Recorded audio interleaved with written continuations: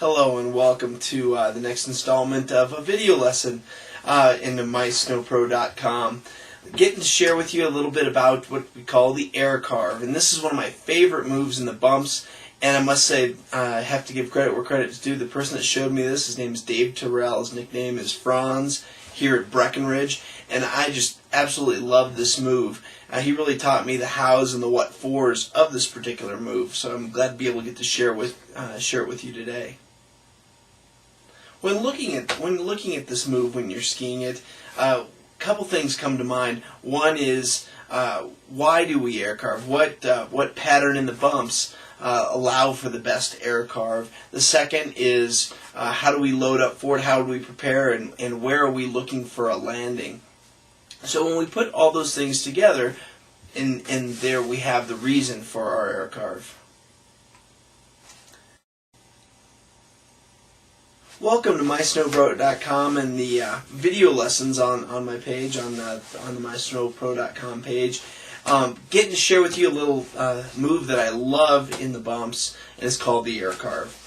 And which begs the question: what is an air carve? It's actually the launching off one bump on one set of edges, and in the air transitioning and landing on the next set of edges, and then start to steer your way through the turn. So basically moving that transition and setting up the carve rather than the in the air twist, land harsh on the edges and then try to get balance, or jumping off, landing on the same edges, and then trying to make your move. But just make a smooth transition in the air. Boom.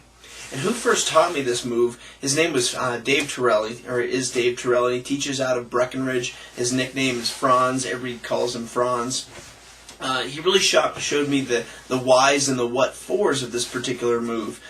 Which really begs the question: why do we use it? And where do we use it? What patterns in the bumps is it most applicable? So we'll be discussing that on this video.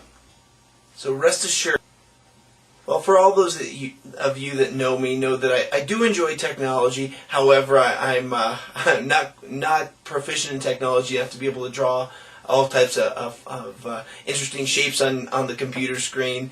However, I do have a low-tech approach to be able to show you the direction that we take in the bumps. And so I'll show you my low-tech approach right here. The basic idea of having a in the air carve is, here's one way you'd use it. When you have upside-down canoe type bumps, those long, thin bumps that are fairly narrowly spaced, if you turn sharply and go into the trough, you'll be going very fast when you come out the other end. So that's one place that we might use an air carve. And to show you it in the blue line here, as we're coming around, we take off on the crest of the bump, load up a little bit of a pop with the legs, extending of the legs slightly, and that's where the red dotted line comes in. And during this part is when we go from one set of edges across the middle and land on a very light set of edges on the top or back side of this next bump. And we deal with it with our landing gear, or legs. So as we're coming up the bump, we make the adjustment by either extending our legs a little further or pulling them back a little bit, depending on how much of a pop you did take off the initial bump. So when you're coming around, then what I'm looking at is I'm looking out at the apex, out further, not just the landing area, because that's where a point where I'm passing through, but out of this apex of the turn as well, where I'm going to be coming around on my higher edge angle to redirect myself towards the next set of bumps. Okay, so we have the idea of being able to go from bump to bump, and we have that top view. Now, here's another view that sometimes helps people understand how to approach this bump. How high do you fly, versus how far out do you go for this particular move? And I will say it takes practice. And at first I like to overshoot a little bit before I like to undershoot, quite frankly.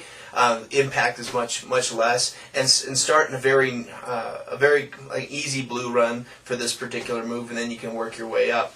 But here is another description from a side view of what we have going.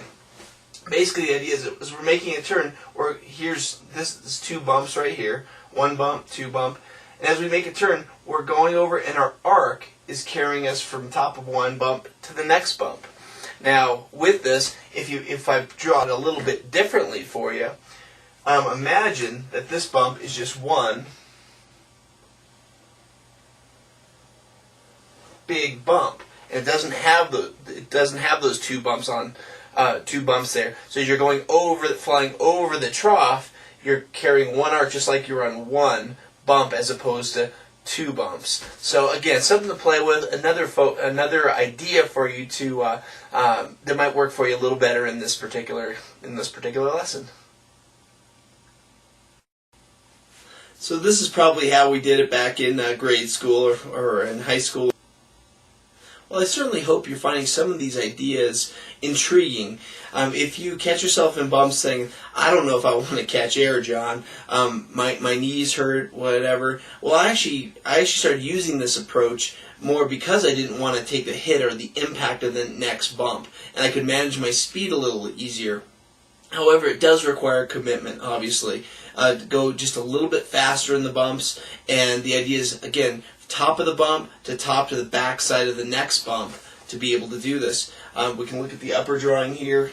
This is the path that you might be taking. Instead of going in that speed slot, you're able to go over and find some softer snow to the outside of this turn over here, as opposed to just dropping into the slot and going faster down here. The second thing is being able to make this jump, this arc right here, going up over the top and landing on the back, as opposed to taking the hit or the impact of this shoulder bump right here.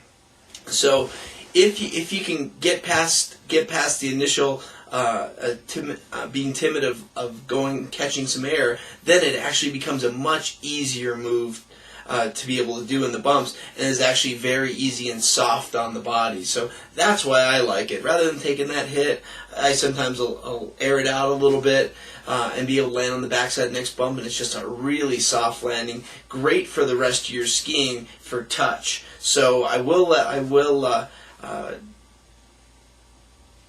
one other thing, sometimes you have this, sometimes you have this idea of these canoe-shaped bumps, but other times you just have a really large bump, and sometimes it's fun just to catch a little air, and the bump might go up and flatten out on the top and then come down, and to be able to take off on one side, fly over that flat part, and land softly on the back side. I do like that move, especially when the bumps get bigger. Beaver Creek is an excellent place for that on the birds of prey runs. Love it, because that's one of my favorite moves there, is to really be able to carry some speed, have some shorter GS turns through there, and when you need it, you just can take off one side, come over the flat top, just a few inches off the ground, and land gradually on that backside of the bump, and just start tipping it up on edge nice and smoothly, and increase your edge angle all the way into the apex of the turn. The apex of the turn being this furthest outside point, which we will have in a future video lesson. So enjoy some of the video.